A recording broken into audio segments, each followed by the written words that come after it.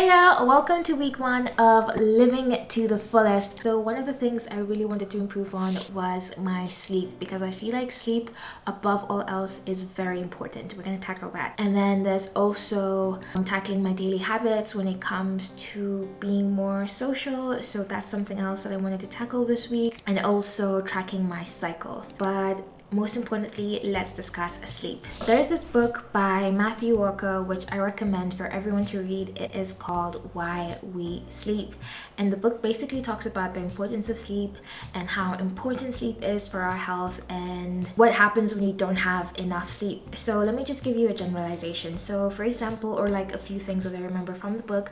So for example, there's a section that talks about how they experimented on, I think, 450,000 participants on what happens if you lack sleep for a day.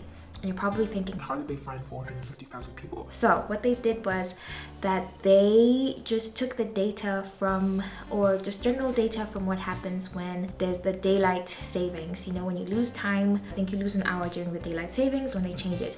So what happens is that people end up sleeping for 7 hours instead of 8. So on that specific day where they change the daylight savings, it happens that there's more accidents than any other day during the year. There's also more heart attacks, there's also more strokes. There's just more mishaps happening on that particular day as compared to any other day, because on that day people lose an hour of sleep.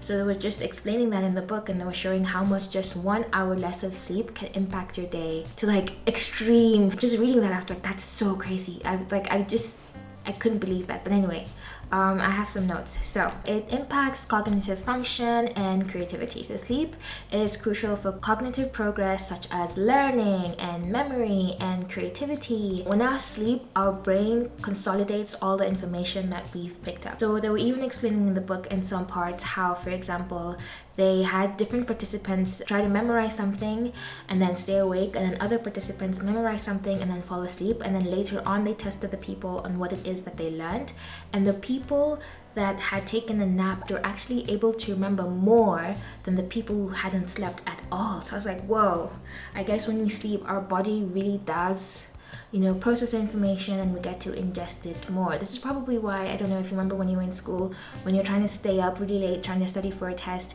and you don't get enough sleep, nothing comes to your head. But then when you study and then you sleep and you get the 8 hours, then you're able to perform better on a test. I was just explaining that in the book. Another thing is emotional stability. Adequate sleep helps regulate emotions and improves your ability to handle stress and anxiety. It stabilizes moods and prevents emotional volatility. Oh gosh, this word, volatility. So you're less volatile. I don't know how the full word is, which is essential for mental health. So I don't know if it's just me, but I notice on the days where I have slept less, I'm in a worse mood. So especially for something like if you have days whereby you have to make important decisions the next day, I think it's very important if you can like make sure you get at least 8 hours of sleep, so that the next day you're not making like rush decisions where you've not properly been able to think about something, or your body is making haste decisions. This also goes over to food. The lack of sleep can create a chemical imbalance in the body, which then causes you to feel hungrier. If you're on your fitness and lifestyle journey, it's very important to get adequate sleep. I don't know, I feel like if you have a disagreement with someone, if you've not finished that disagreement, I think it's better to sleep on it, you know, have at least 8 hours of sleep, and then you can continue that discussion, whatever it may be. Or at least don't get into discussions with people like that can cause havoc if you hadn't had enough sleep, because then still your brain is not functioning at full capacity because you haven't had enough sleep. And actually I'm not advertising for this watch, but this watch has helped me so much, because for example, it'll tell me like if I've not slept enough, or if my sleep score last night was 83, and it'll tell me why it's not 100. It'll be like, okay, you were using your phone before bed, so screen time, that reduced your sleep quality. Or if you were stressed the previous day, that then reduces the sleep quality in general. Stress reduces your sleep quality, so you need to make sure, especially before bed, you've like really tried to de-stress and reduce your stress as much as possible. And actually this watch also measures stress, which I appreciate quite a bit. Physical health. So sleep plays a vital role in maintaining physical health. It supports the immune system, reduces inflammation, it lowers the risk of chronic diseases such as heart disease, diabetes, and obesity. So they really speak about that quite a bit in the book. Productivity and performance. Quality sleep enhances productivity and performance. Well-rested individuals have better concentration, decision-making skills, I spoke about that, and reaction times. So as again, how I was speaking about like the car accidents, people who have not had enough sleep are more likely going to be like more slower and more dazed.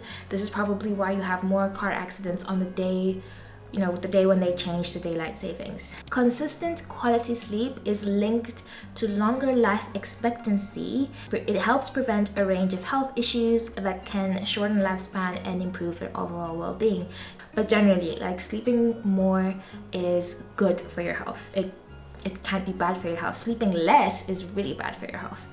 That I can tell you for sure. So a few tips from the book. So they say stick to a sleep schedule, go to bed and wake up at the same time every single day, even on weekends.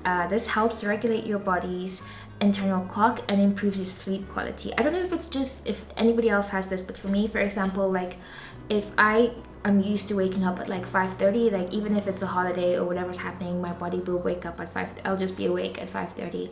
So you should always try as much as possible. And I know for the weekends it can be hard because you want to slay. So I guess maybe for the weekends, you know, just make sure even after you come out from a night out, like make sure you catch up on those 8 hours of sleep just so your body can still feel refreshed. But if you're not going out and everything, then just try to have like consistent sleep schedule, just so when it's like start of the week again, you're feeling refreshed and your body gets used to it. Create a restful environment.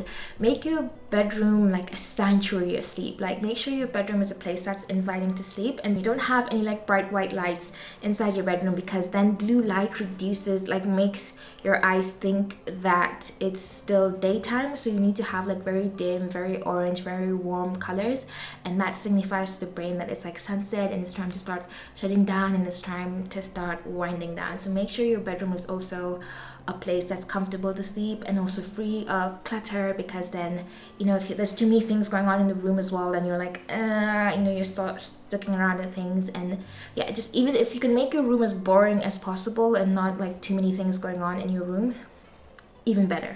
Be mindful of like what you eat and what you drink before sleep, because like there's certain foods, like for example, which is quite obvious, like coffee, like don't have caffeine, you know, past a certain time of the day, because then you'll have trouble sleeping. Yes, so before you sleep, you also need to have very light meals, because then that makes digestion much easier. Because if you did like digestion slows down as you sleep, if I'm not mistaken.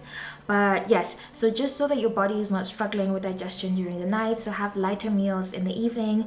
Or if you do have like a heavy like family dinner, try to have dinner as early as possible, just so you can give your body a break, just so when you're sleeping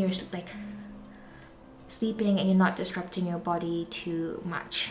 So something else which I didn't know, but also like avoiding long naps. So I feel like a lot of people like to sleep during the day, but the thing about sleeping during the day is that sometimes it then doesn't allow you to sleep fully during the night, and getting like a full 8 hours of rest is very important. I think something which they really insisted on in the book is that when you sleep, you need to make sure it's like 8 hours continuous. If you sleep maybe like 4 hours and you're like, oh, I'm gonna catch up on the sleep later on, it doesn't work like that. Like once you wake up, that it's gone. Like that opportunity is completely gone. You can never catch up on sleep, and then the health effects that you get from those hours of missed sleep are detrimental. So you should always try as much as possible to have it as a full 8 hours, not uninterrupted sleep.